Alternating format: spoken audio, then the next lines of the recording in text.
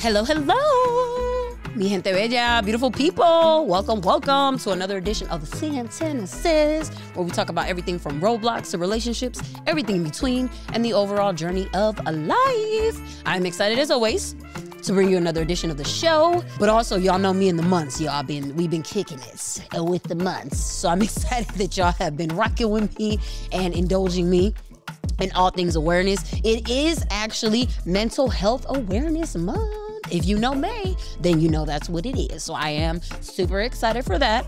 I'm also happy that we are getting into teens. So the show is officially a teenager. We've been rocking with it. And actually, my fellow Latinos, this is actually episodio 15, so it's episode 15. So we are officially having our quinceañero today, or it's a quinceañera, if you will.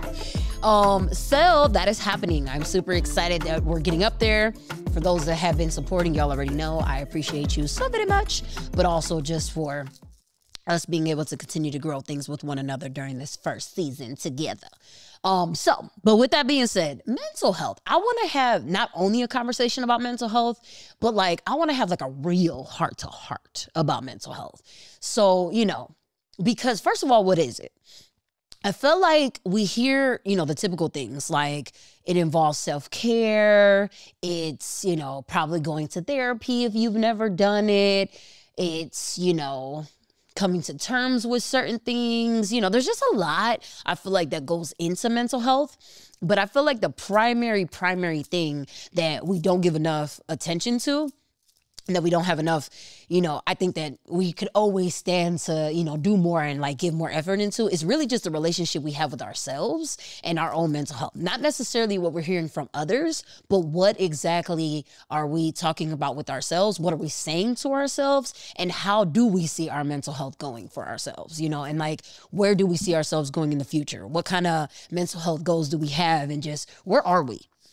And so with that being said, I feel like mental health has absolutely been a topic that has been woven into a lot of the things that we've discussed on the show thus far. So I feel like, taking it back from the beginning, when I first, started the show, I actually let you all know about my own journey with domestic violence, but also with really trying to come to terms with how I landed in an abusive relationship. And was that to say that I was to blame for being in an unhealthy relationship? No. Or that, I asked to be there, that I deserved it. Absolutely not. Because again, as you all have heard from me many times, I feel that all survivors, there's never an invitation to be in an unhealthy relationship. Nobody ever asks for that. Nobody ever prepares for it. But there's no one walking this earth that deserves to be in an unhealthy situation. No one. So there's no situation that asks for it. But in my case, as I had told you all, I definitely have had to come to terms more than once with the self-esteem, though, where I was at when the unhealthy things were taking place. And the fact that I wasn't willing to stand up for myself when I saw myself in an unhealthy relationship. That has actually continued to be a journey for me even this year.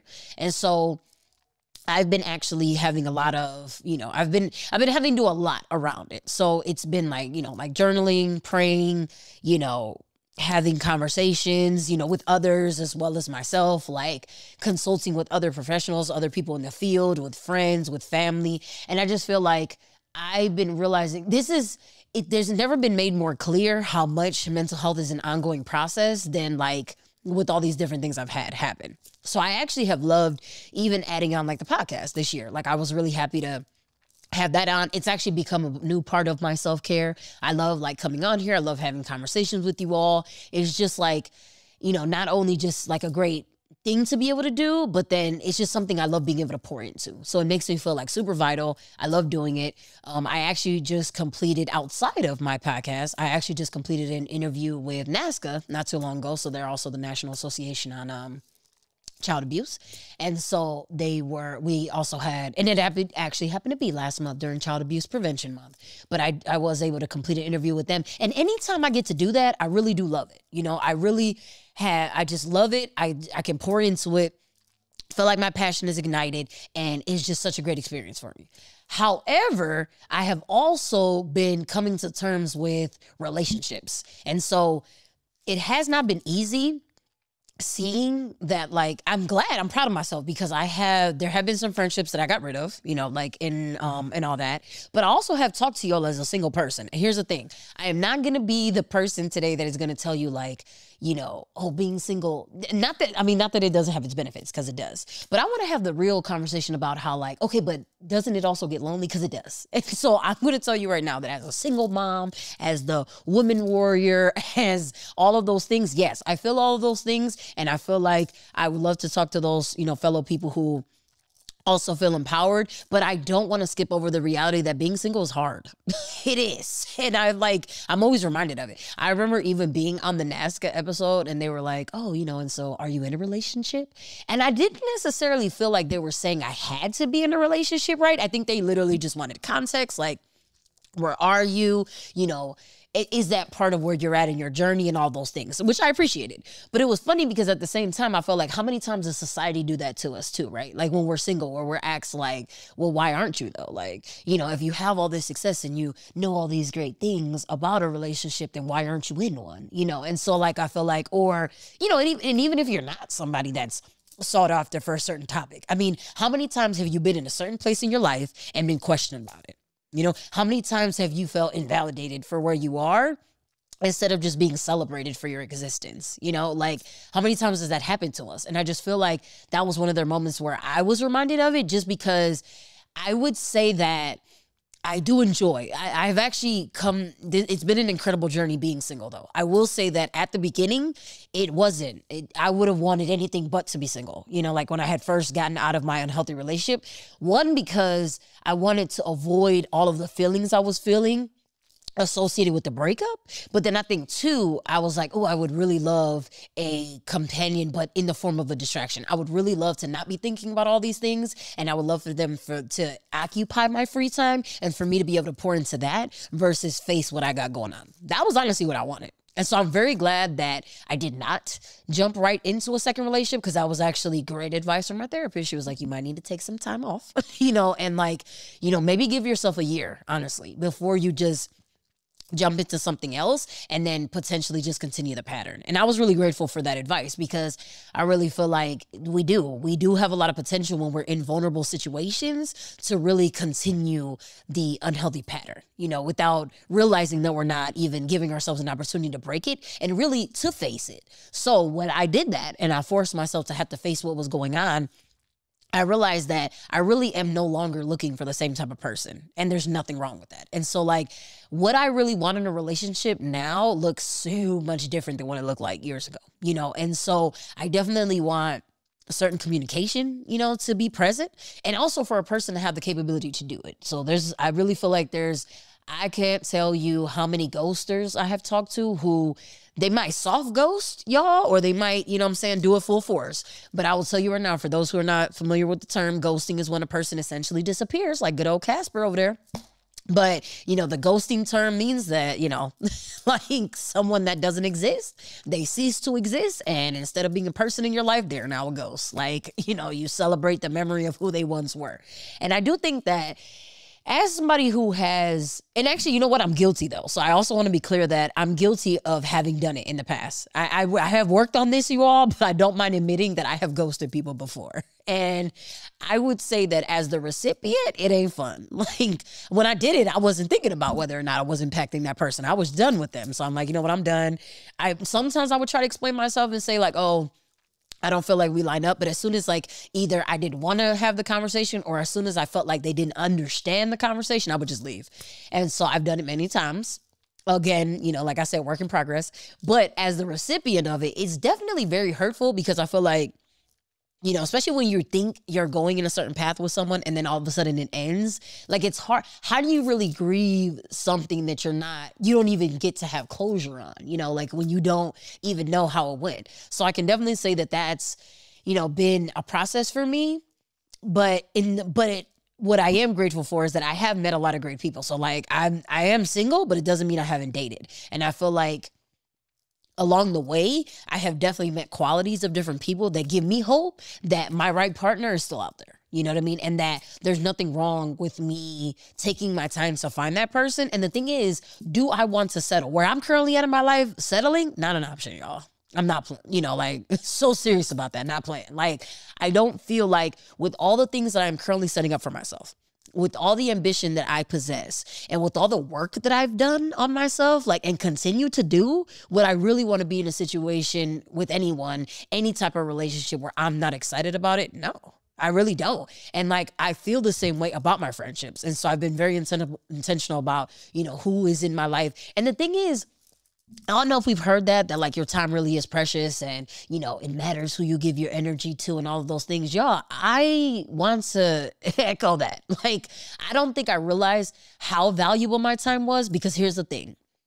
Not only have I had to come to terms with, who I am and what I have to offer the world and, what work I did need to do on myself, but it's like I had to really accept the fact that, yes, I was in an unhealthy relationship before, right? And it took me time to heal from that. And I'm still healing. I wouldn't even say that I'm like completely done. That's just the healing, I would just say, looks different now. You know what I mean? And I might be in a different place with it, but I'm still working on it. My other thing is that I still believed a lot of the lies that I was told. And so as soon as things get hard, like in relationships and not just necessarily romantic ones, there have been many times where I have really, really had to fight to not go back to thinking the things that I thought about myself when I was in an unhealthy relationship. I can't tell you how many times that's happened.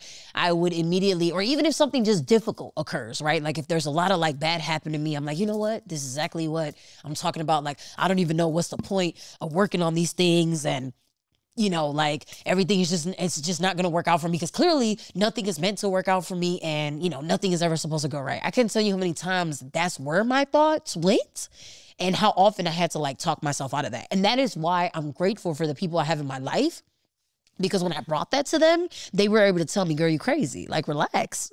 Like, number one, we're not saying that what you have going on is not a lot and that these aren't difficulties and that they don't deserve your attention. But for you to now equate them to you not deserving anything going right in your life, or for you to think that means that you're only meant to live a life of despair, way too far. It's just, now you're taking it to a whole different place.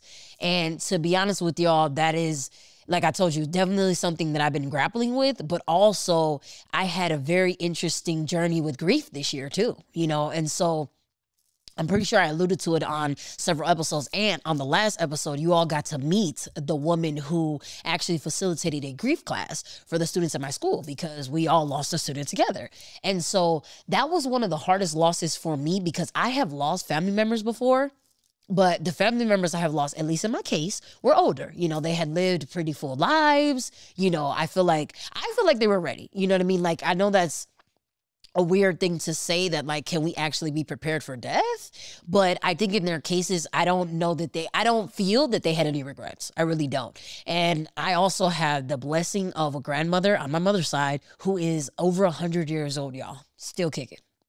She no longer has the sharpness that she once had with her mind, but she's still able to function like no other. And for you to do that after the age of 100 is just like incredible to me. I think it's just so amazing that I even have a family member who is still alive at that age, who possessed such a great level of health to still be alive after 100. That's really what I'm most impressed by. I'm just like, wow, like, I don't even know that she was intentional with it, and maybe it was just God's hand on her, but I'm telling you, it's just amazing to even see that she was able to live her life in a way where she's still alive to this day. It's just incredible. And she really has touched so many lives during the time that she was here, like that she's been here. Actually, she's still here. Sorry, I don't mean to say it like she's passed. Love you, abuelita.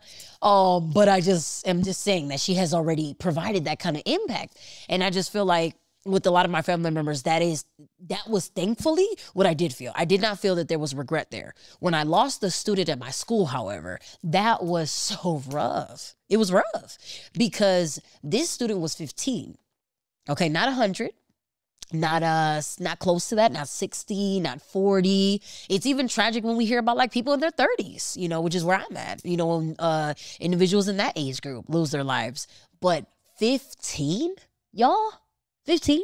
Like, that means that, this student was just starting their life, and they were still trying to figure, and actually, ironically, the number of this episode. So like we had just said, so, they were incredibly young, and it's just like, it's so jarring when something like that happens. I feel like it's it's also like humbling because you're just like, wow, that could have been me in that situation. I could have lost my life. Clearly, life is so, fragile in that way and like so unpredictable too. Like I feel like we can do a lot of things. There are a lot of routines, but when something like that happens and completely breaks up your entire process, like how does one even go about that? And I couldn't. At first, when it first happened, it took me through an incredible loop, and it was interesting to even have gone through that because I actually found out about my students passing on my birthday, which is actually the day I launched the podcast. So like it was the day before. I actually launched the podcast the day before my birthday,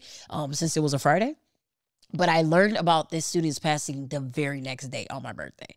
And honestly, it was just, and that's hard too, right? Like I'm supposed to be happy, right? That I'm turning a year older, and I was also going through actually recovery from a surgery. So I also went through a surgery this year for those who don't know.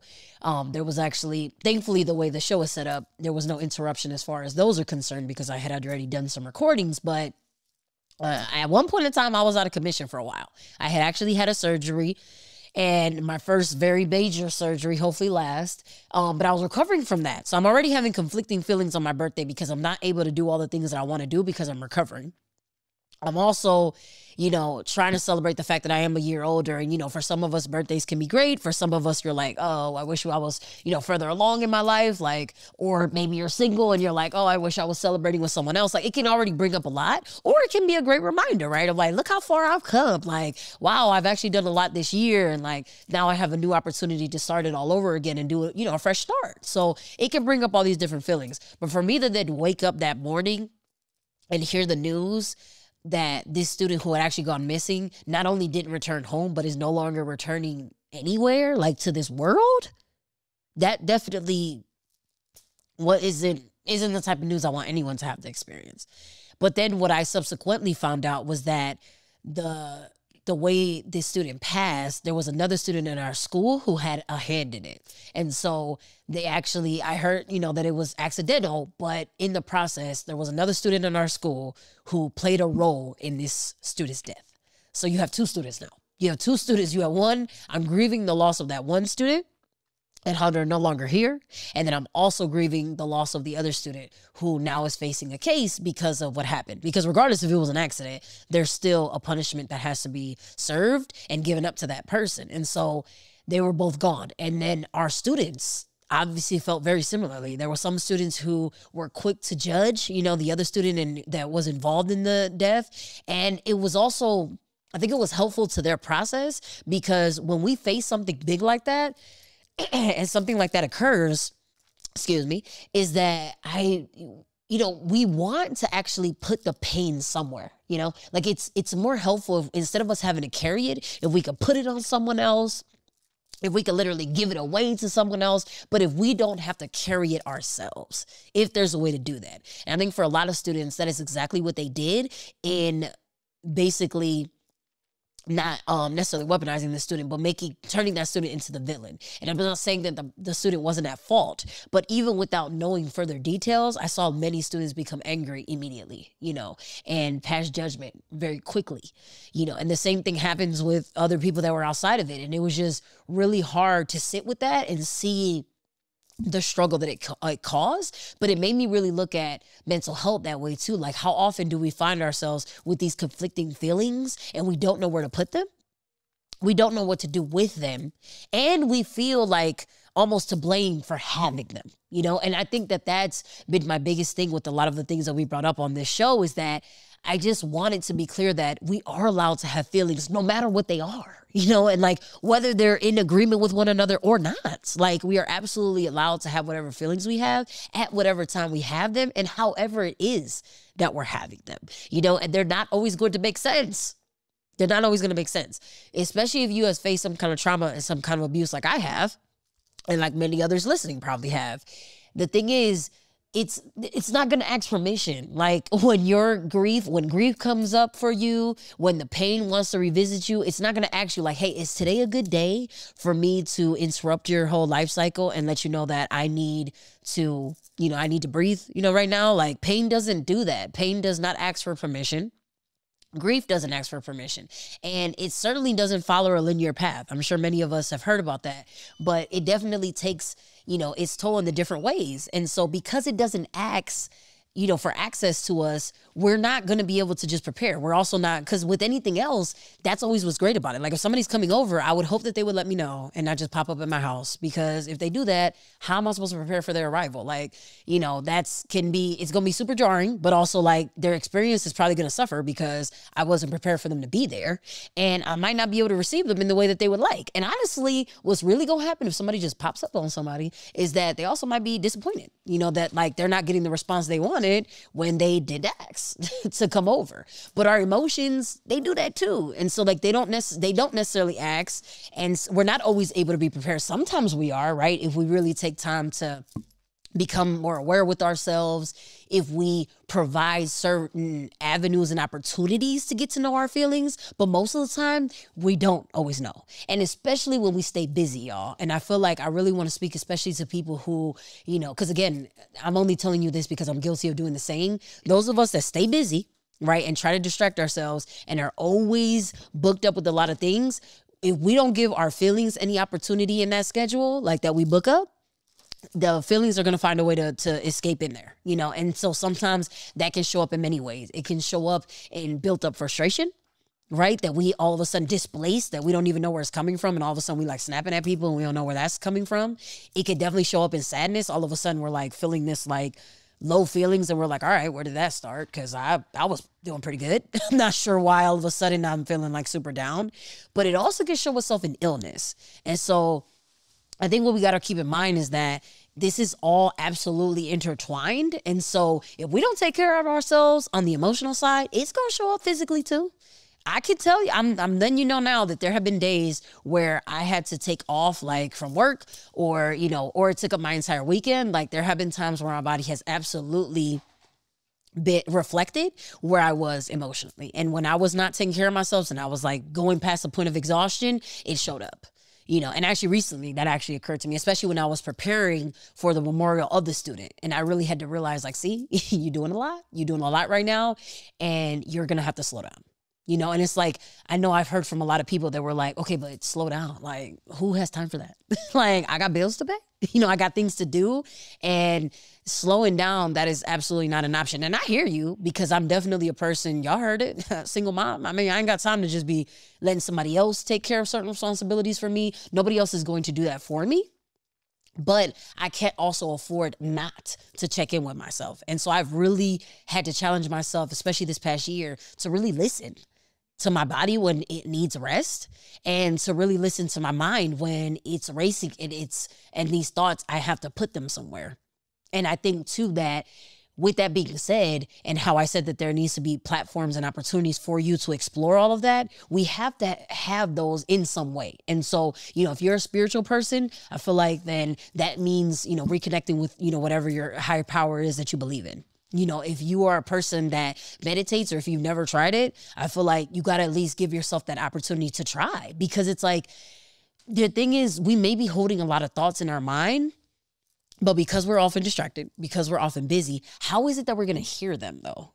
How is it that we're actually going to be able to know, what it is that they look like and what it is that they're trying to tell us? Because the thing is too, our feelings aren't just here to just be, to just be felt, and like that's the only purpose they serve. There's also usually something behind it. Like there is a reason why we feel those certain things. And I mean, we probably could gain a lesson out of it, but we're not going to know if we don't actually give ourselves an opportunity to hear what is behind that and what it is. So like, whether it's with the exhaustion, whether it is with the frustration, if we don't give ourselves a chance to have that proper conversation with ourselves and communicate with our own bodies and minds, we'll never know what it was trying to teach us, what it's trying to tell us, essentially, about ourselves and where we're at.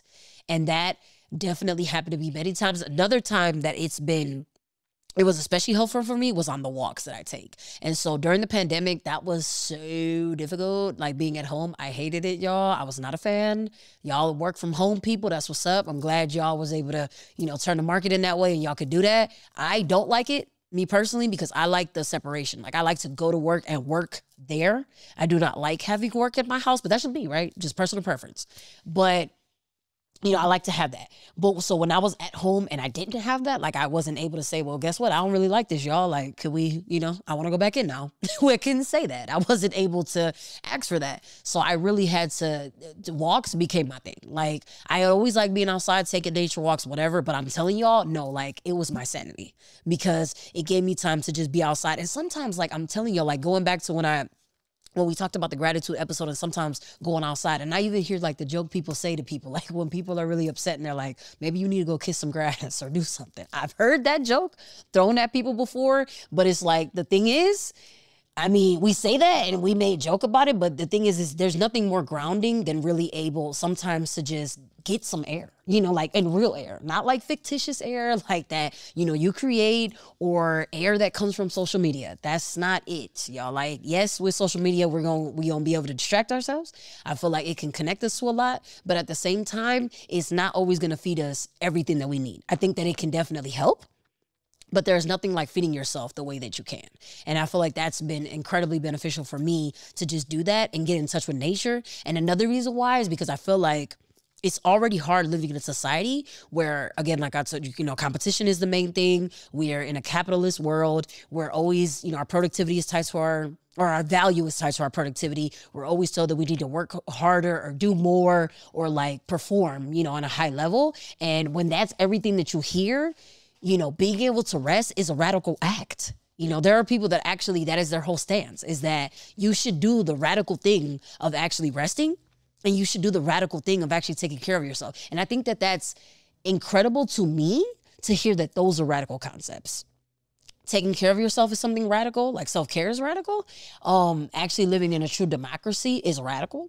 Taking care of other people and wanting to build relationships with other people where you're not always taking from them, that's a radical concept. That is something that has been incredible to me to grapple with, but we do not live in a gift economy. We don't live in a gift society. Like I wish we did. I feel like it would be so beautiful to me if everybody that had our different skills, if we could be in communities where instead of having to pay always with just money, where we could actually exchange skills. Like I actually bring this to the table and, in exchange, could, I take advantage of, what you have, and could we work together to then, build upon our strengths and lift each other up as a community? We don't always see that. We may see that in different parts, but it's definitely, unfortunately, not the norm, So anytime that you actually take part in those kind of acts is great. I feel like it's definitely soul serving. But it's not, but it is you going against something that you always hear. And that's why I think that that's where mental health is incredibly important. These aren't messages that we hear on a regular basis. We're not always told hey, I hope you're taking care of yourself. How did you take care of yourself today? We don't always hear that.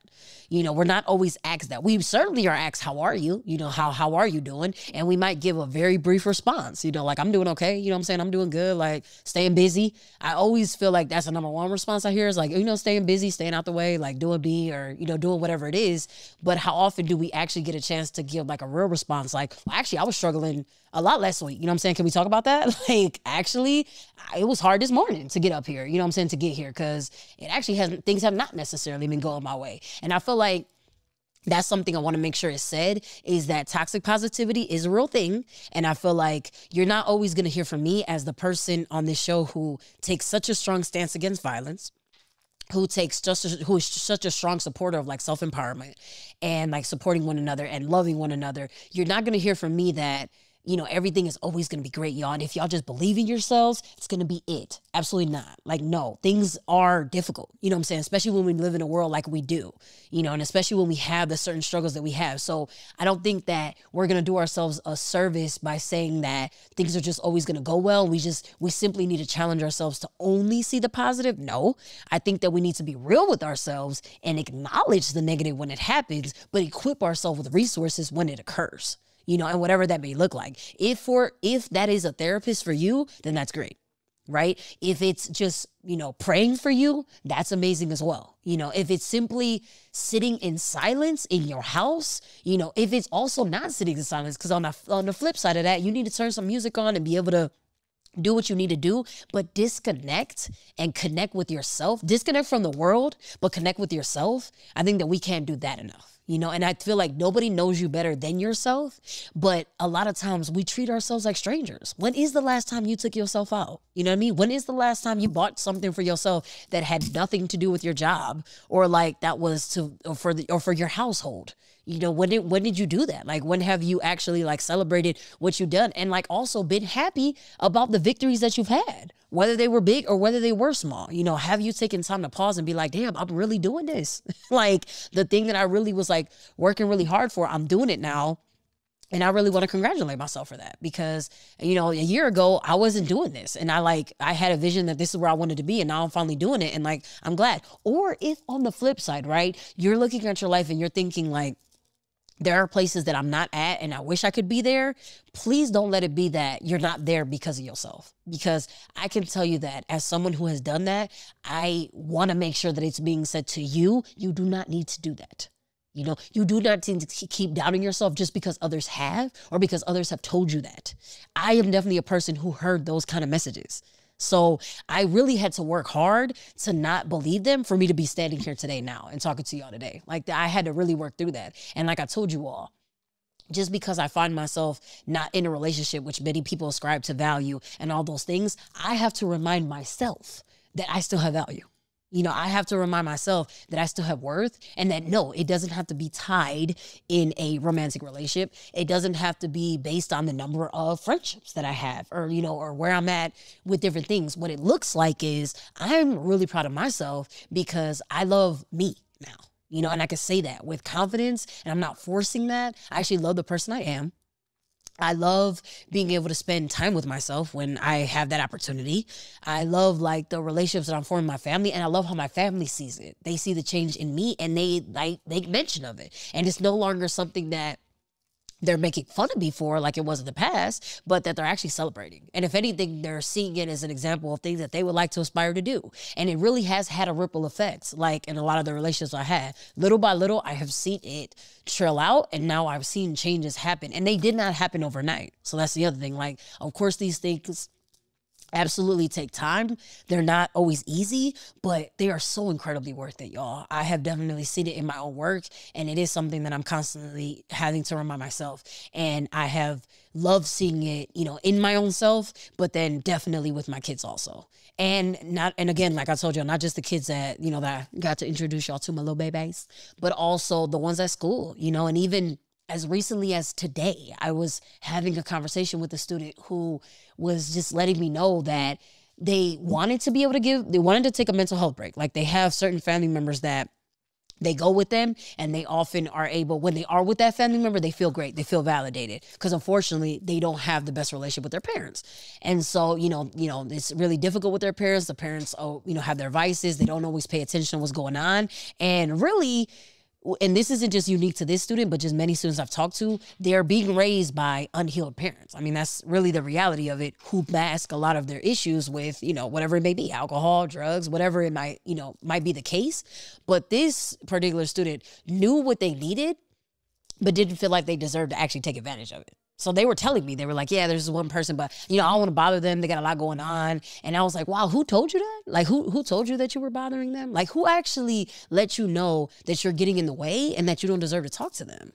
Like, who said that? And then when we did talk about it, come to find out that family member had actually reached out to them and said, like, I noticed you haven't been around. Like, I actually do miss you, and I would love to see you. And the student has still talked themselves out of it prior to that, like, they didn't need to go. That they didn't need to be in that person's company, and that they were a burden simply because they had been hearing that kind of messaging from their parents, and I don't know that the parents intentionally were saying that to them. It's just, unfortunately, the message that they were internalizing. And how often do we do that to ourselves, where we're like, you know what?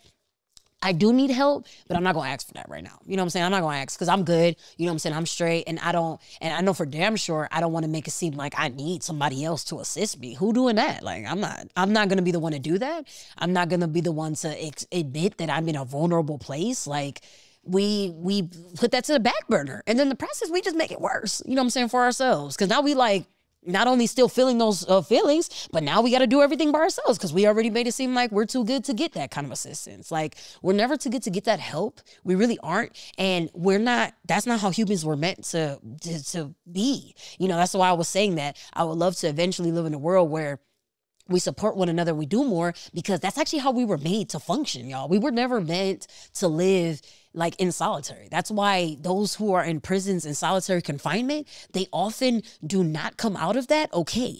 You know, many of them develop mental disorders. Many of them, you know, end up having to get medication, or some of them die, quite frankly. And that's not like an accident, you know, because that's not how humans are meant to live. We're not meant to live by ourselves and like function by ourselves and meant to work through the world on our own. That's not how that works. And I feel like we shouldn't constantly be giving ourselves messages where that's also what we're telling ourselves, is that we're so okay we don't need other people, or that we're so okay we don't need to rest, and that we don't deserve to rest or to feel good. No, we deserve that. And actually, and it's also not scheduled. Like, it's not like we deserve to only feel good on Saturdays. And I know I drop my episodes on Feel Good Fridays, but I need y'all to know that I don't need you to feel good just on Fridays. I need y'all to feel good every day of the week, you know, and whenever you can do that.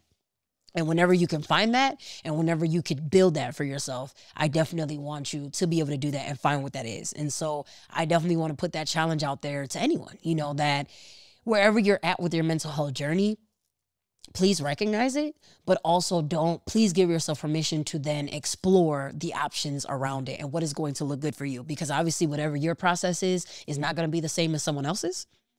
And whatever resource may work for you is not the same one, because there is no one size fits all. You know, as we talked about with trauma, it absolutely affects us in many ways. And the thing is, when trauma occurs, it absolutely affects our brain. Like, it really does. Like, it takes a toll on our brain. And I'm also a person who has been struggling with the fact that even with all this work that I've done, even with all the conversations I've had, there are still memories from my childhood that I have not been able to unlock. And I feel like there's a part of me that's still frustrated by that, because I wish I could. But then there's a bigger part of me that's like, but do you need to? Like, do you really need that? Like, do you need that memory unlocked? Do you really need to have that? And I feel like that's also what happens with certain conversations. I started off this episode talking about closure and how sometimes we're not given that closure from a person romantically, and maybe in a friendship also. Because I remember once I expressed myself to a friend before, they didn't take it well, and they said what they had to say to me, but then they blocked me. How many times have that happened? Where like a person does not take the information well, and then they cut off all communication because they would rather, I mean, it's probably because most likely that person just didn't feel in control of the situation. And so they were trying to take control back by, you know, controlling the outcome in that way. But either way, we were not able to control what would happen. And so like, even though sometimes we really do desire that closure, and even though we really want to be able to get to a certain place, sometimes we really got to ask ourselves, but really, do we need it though? And like, can we challenge ourselves to still move on, you know, through the world without getting it? Because the other thing is like, one, we got to ask ourselves, do we need it? But number two, we also got to ask ourselves, well, what happened if you don't get it? You know, because whether you want it is one part for sure.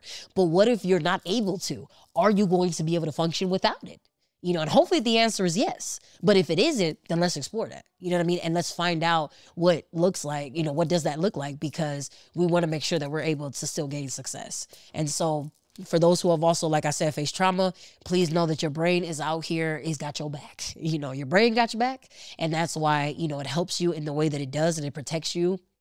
And it's meant to help you in that way. So there's no need to fight against those things. And so does your heart.